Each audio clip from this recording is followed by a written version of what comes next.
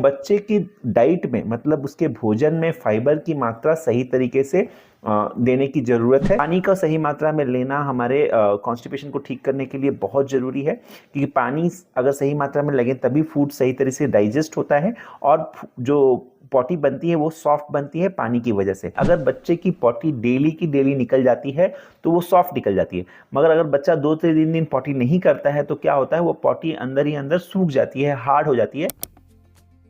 बहुत सारे पेरेंट्स मेरे पास बच्चों को लेके आते हैं और कंप्लेन करते हैं कि बच्चे को बहुत हार्ड पोटी होती है, पॉटी होने के वक्त बच्चा रोता है, उसको वहाँ पर दर्द होता है और इसकी वजह से बच्चा पॉटी नहीं करना चाहता है, पॉटी को रोक लेता है और बाद में बच्चे को पेट में दर्द होती है, पेट फूल जाता है। ये सारी प्रॉब्लम्स जो कब्ज़ की वजह से बच्चे को होती हैं, इसके लिए बहुत सारे पेरेंट्स मेरे पास आते हैं बच्चों को लेकर और उनको ये क्वेश्चन रहता है कि बच्चे की कॉन्स्टिपेशन को हम हमेशा के लिए कैसे ठीक करें। तो आज हम बात करेंगे कि बच्चों को अगर कब्ज़ या कॉन्स्टिपेशन या हार्ड पॉटी की प्रॉब्लम है तो किस तरह का खाना हम उन्हें खिलाएं ताकि उनकी पॉटी सॉफ्ट हो, बच्चे को आसानी से पॉटी हो जाए और जो पॉटी हार्ड होने की वजह से बच्चे को दर्द होता है, तकलीफ होती है, वो प्रॉब्लम बच्चे को ना हो। तो इसमें सबसे पहले तो ये समझना होता है कि बच्चों को कॉन्स्टिपेशन क्यों होता है। देखिए, मेजॉरिटी जो बच्चों को कॉन्स्टिपेशन होती है उसको फंक्शनल कॉन्स्टिपेशन या हैबिचुअल कॉन्स्टिपेशन या फिर जिसको हम इडियोपैथिक कॉन्स्टिपेशन बोलते हैं। इसमें ये होता है बच्चों के डाइट पे मतलब उनकी भोजन में सही मात्रा में फाइबर नहीं होता है, या फिर उनको सही मात्रा में पानी वो नहीं पीते हैं, या फिर उनकी सही तरह की पॉटी ट्रेनिंग नहीं होती। तो इसकी वजह से ये कॉन्स्टिपेशन होता है, किसी डिजीज़ की वजह से नहीं होता है। दूसरी जो कारण होती है बच्चों में कॉन्स्टिपेशन की वो ये होती है कि बच्चों को कोई बीमारी हो। कई बार किसी बीमारी के वजह से बच्चे को जब पॉटी नहीं होती है या कॉन्स्टिपेशन होता है तो उसको हम ऑर्गेनिक कॉन्स्टिपेशन करते हैं, जिसकी चांसेस बच्चों में कम होती है। तो आज हम बात करेंगे कि बच्चों की डाइट में हम कैसे चेंजेस लाएं जिससे बच्चों की सही मात्रा में बच्चों को सही तरीके से पॉटी हो। तो देखिए, कॉन्स्टिपेशन का जो मेन कारण है वो मैंने जैसे बताया कि फाइबर की मात्रा जो है डाइट में कम होती है। आजकल पेरेंट्स क्या करते हैं, बच्चों को हर तरह की चीज़ें बाहर से ला के देते हैं और सोचते हैं कि इससे बच्चा खुश हो जाएगा। चॉकलेट, टॉफ़ी, पिज़्ज़ा, बर्गर, हर तरह की कुकीज़, बिस्किट्स, ये सब खिलाते हैं और सोचते हैं कि इससे बच्चा खुश हो जाएगा और बच्चे को वो चीज़ टेस्टी लगती है और बच्चा वो सब खाता है। तो इससे कॉन्स्टिपेशन की प्रॉब्लम शुरू हो जाती है। तो हमें बच्चे की डाइट में मतलब उसके भोजन में फाइबर की मात्रा सही तरीके से देने की ज़रूरत है और इसमें मैं 3 चीज़ें बताऊंगा कि किस तरह के हमें सब्जियां देनी हैं, कौन से सीरियल्स मतलब अनाज देने हैं और कौन से फ्रूट्स देने हैं जिसको हम अगर सही मात्रा में देते हैं तो बच्चों की कॉन्स्टिपेशन में उसको आराम मिलेगा। तो सबसे पहले कौन सी वेजिटेबल्स दें, क्योंकि वेजिटेबल्स में फाइबर होता है। फाइबर हमारे फूड का वो पार्ट होता है जो पूरी तरह से एब्जॉर्ब नहीं होता है, वो इंटेस्टाइन में रहता है और वो क्या करता है, फाइबर पानी को अपने अंदर सोखता है, उसकी वजह से इंटेस्टाइन में पानी रिटेन होता है और मोशन जो है वो सॉफ्ट होता है, आसानी से वो आगे बढ़ के आसानी से पेट को साफ करने का काम करता है। तो फाइबर का फूड में होना बहुत ज़रूरी है। तो फाइबर को सही मात्रा में बच्चों को देने के लिए हमें हरी सब्जियां जैसे पालक, ब्रोकोली, बीन्स और पत्ता गोभी, ये सब चीज़ें खिलानी चाहिए। तो इससे क्या होगा, फाइबर की मात्रा सही मात्रा में हमारे बच्चों को मिलेगी। इसी तरह से जो अनाज है उसमें भी हमें फाइबर वाला अनाज देना है, जैसे कि ओट्स हो गया। आटा देना है, मैदा नहीं देना, क्योंकि मैदे में फाइबर कम होता है, आटे में सही मात्रा में फाइबर होता है। वाइट राइस की जगह पर अगर आप ब्राउन राइस देते तो उसमें भी फाइबर की मात्रा ज़्यादा होती है। बार्ली में फाइबर की मात्रा अच्छी मात्रा में होती है। दलिया आप खिला सकते हो, इसमें फाइबर होता है। तो इन चीज़ों को खिलाने से सही मात्रा में अनाज की तरह से हमें फाइबर मिलता है। अब इम्पॉर्टेंट चीज़ ये है कि कौन से फ्रूट्स हम दें बच्चों को ताकि उनकी जो पॉटी है वो सॉफ्ट। देखिए, फ्रूट्स जो है वो नेचुरल लैक्सेटिव का काम करते हैं, मतलब मोशन को सॉफ्ट बनाने का काम करते हैं। फ्रूट के अंदर एक शुगर होता है जो कि सॉर्बिटॉल के नाम से होता है और सॉर्बिटॉल क्या करता है, ये इंटेस्टाइन के मूवमेंट्स को हेल्प करता है और मोशन को क्लियर होने में मदद करता है, इंटेस्टाइन की सफाई में मदद करता है। तो अधिकतर सारे फ्रूट्स में सॉर्बिटॉल मिलता है और अगर हमें कॉन्स्टिपेशन को ठीक करना है तो सबसे अच्छा फ्रूट्स तो हमें कौन से फ्रूट देने चाहिए, उसमें पपीता देना चाहिए, कीवी फ्रूट देना चाहिए, ग्रेप्स मतलब अंगूर देना चाहिए, संतरे देने चाहिए। इन सब में डाइजेस्टिव एंजाइम भी होता है तो वो खाने को पचने में भी मदद करता है और सॉर्बिटॉल के होने की वजह से ये मोशन को साफ, पेट को साफ करने में भी मदद करता है।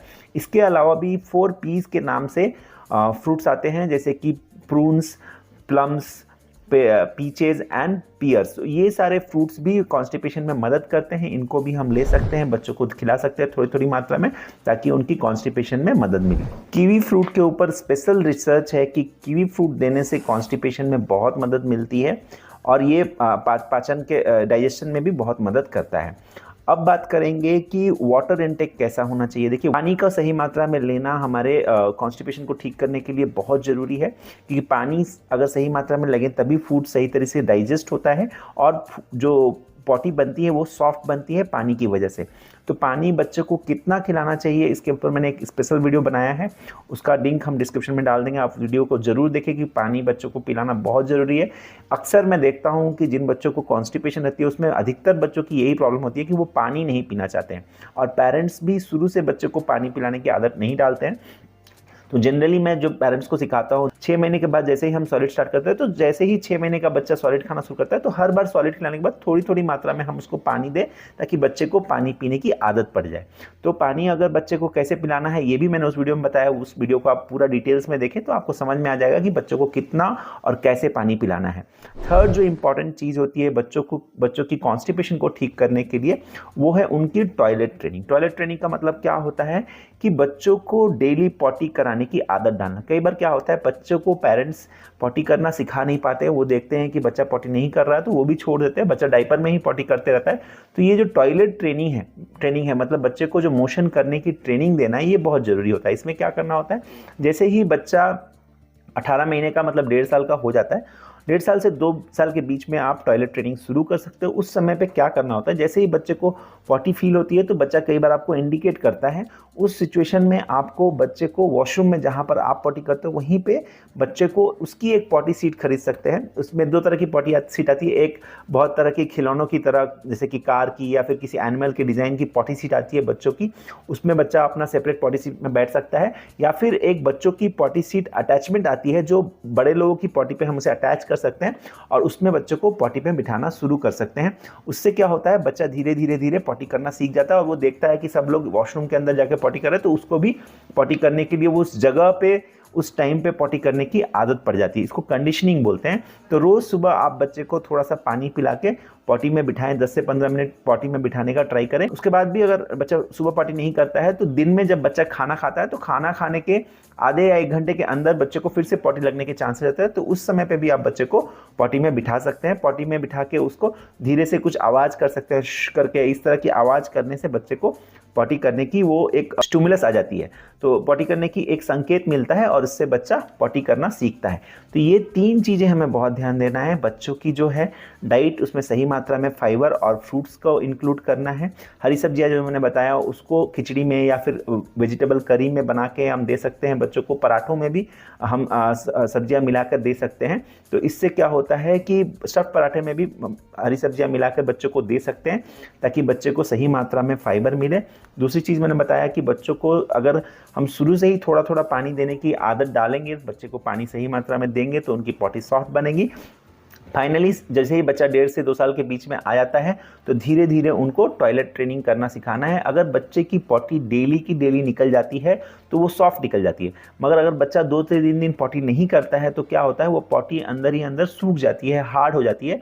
फिर पॉटी की जो छेद होती है वो काफ़ी छोटी होती है, तो उस छेद से उस पॉटी को निकलना बहुत मुश्किल हो जाता है एक बार अगर वो पॉटी हार्ड हो गई तो।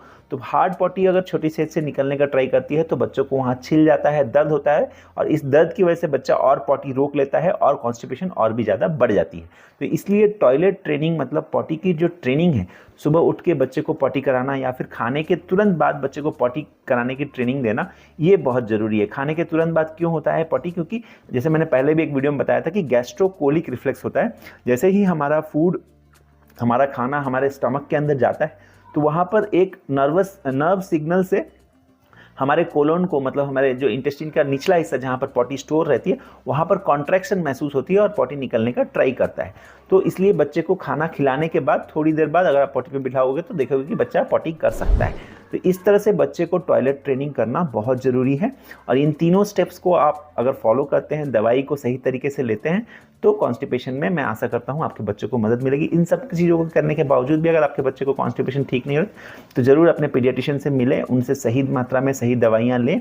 और कई बार क्या होता है, थोड़े दिन तक दवाइयाँ चलाकर हमें बच्चे की मोशन को सॉफ्ट रखना पड़ता है। उससे क्या होता है, बच्चों को जो पॉटी की दर्द से डर लगता है वो कम हो जाती है और फिर बच्चा रेगुलर पॉटी करना शुरू कर देता है। बच्चों की कॉन्स्टिपेशन को ट्रीट करने के लिए जनरली हम लैक्सेटिव मेडिसिन का यूज़ करते हैं। उसमें लैक्टुलोज या पॉलीइथेनिल ग्लाइकोल, जिसको लैक्सोपेग या पिगलेक के नाम से ये दवाइयाँ आती हैं, इसको हम देते हैं। शुरू में थोड़ा ज़्यादा डोज में देते हैं ताकि जो बच्चों के अंदर पॉटी फंसी हुई है पेट के अंदर वो निकल जाए, और उसके बाद थोड़ा थोड़ा डोज कम करते हुए हम कुछ दिन तक देते हैं ताकि बच्चों को रोज़ पॉटी करने की आदत पड़ जाए। बट इन सारी दवाइयों के साथ साथ जैसे मैंने बताया कि डाइट के जो चेंजेस हैं, पानी का सही मात्रा में होना और टॉयलेट ट्रेनिंग करना, ये बहुत ज़रूरी है। ये सब अगर आप सही तरीके से करते हैं तो बच्चों की कॉन्स्टिपेशन धीरे धीरे ठीक होती है। थोड़ा टाइम लगता है बच्चों को टॉयलेट ट्रेनिंग कराने में, उनको पानी को सही मात्रा में देने में, और हरी सब्जियाँ जो फाइबर वाले फूड है वो सब चीज़ें ठीक करने में थोड़ा समय लगता है। तो कॉन्स्टिपेशन में कई बार इन चीज़ों को सही करने के बाद ही आपको परमानेंट क्योर मिलता है। मैं आशा करता हूँ कि ये वीडियो आपको ज़रूर पसंद आया होगा। अगर इस वीडियो की जानकारी से आपको कोई भी मदद मिली है तो दूसरे पेरेंट्स के साथ ज़रूर शेयर करें। चैनल को सब्सक्राइब करें, बेल आइकन को प्रेस करना ना भूलें, क्योंकि आगे चल के भी हम बच्चों की हेल्थ के रिलेटेड बहुत सारे इंपॉर्टेंट वीडियो लाने वाले हैं, तो उसकी नोटिफिकेशन आपको मिलती रहेगी अगर आप बेल आइकन को प्रेस करते हैं। Thank you. इस वीडियो में दी गई सारी जानकारी और सुझाव सामान्य स्वास्थ्य जानकारी है। किसी भी सुझाव का उपयोग करने से पहले अपने डॉक्टर की एडवाइस या सहमति जरूर लें।